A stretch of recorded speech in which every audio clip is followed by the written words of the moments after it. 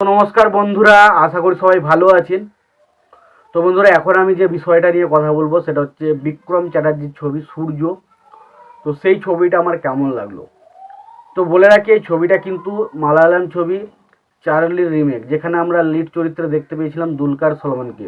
তো দুলকার সলমান আমার খুবই পছন্দের একজন হিরো, এবং চার্লি ছবিটাও খুব ভালো একটা ছবি। তো সেই ছবিটারই অফিসিয়াল রিমেক কিন্তু এই ছবিটা করেছে।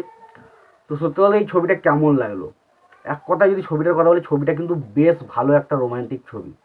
আপনি যদি রোমান্টিক ছবি দেখতে ভালোবাসেন তো অবশ্যই ছবিটা আপনি দেখতে পারেন, দারুণ লাগবে। খুব সুন্দরভাবে বানানো হয়েছে ছবিটাকে খুব যত্ন নিয়ে বানানো হয়েছে।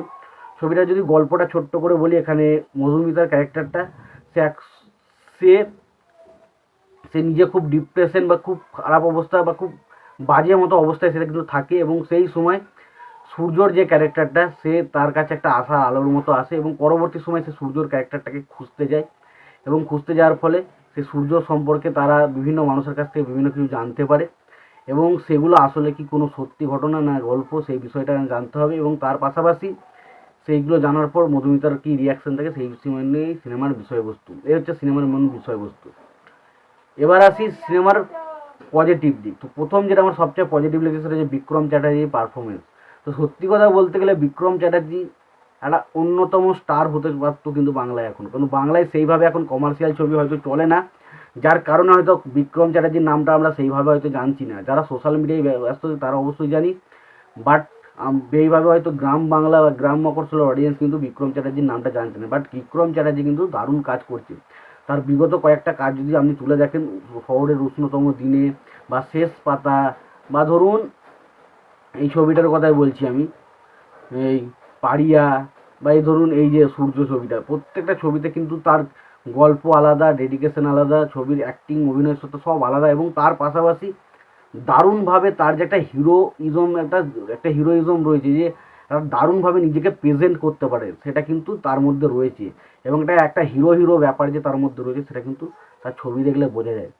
দ্বিতীয়ত হচ্ছে এই ছবিতে যারা সাপোর্টিং কাস্টে যারা রয়েছে তাদের কাজ কিন্তু বেশ ভালো, খুব ভালো রয়েছে, মানে তারাও কিন্তু যথেষ্ট সঙ্গ দিয়েছে ছবিটাকে।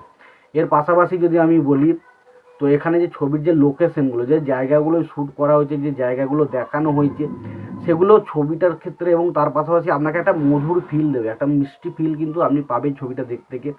এবং পাশাপাশি ছবির ব্যাকগ্রাউন্ডের কাজ কিন্তু বেশ ভালো, এবং এখানে যে মিউজিকটা দেওয়া হয়েছে বা মিউজিক বা ব্যাকগ্রাউন্ড, সেটা কিন্তু খুব ভালো, খুব ছবিটার ক্ষেত্রে কিন্তু যথেষ্ট ভালো একটা মানানসই হয়েছে।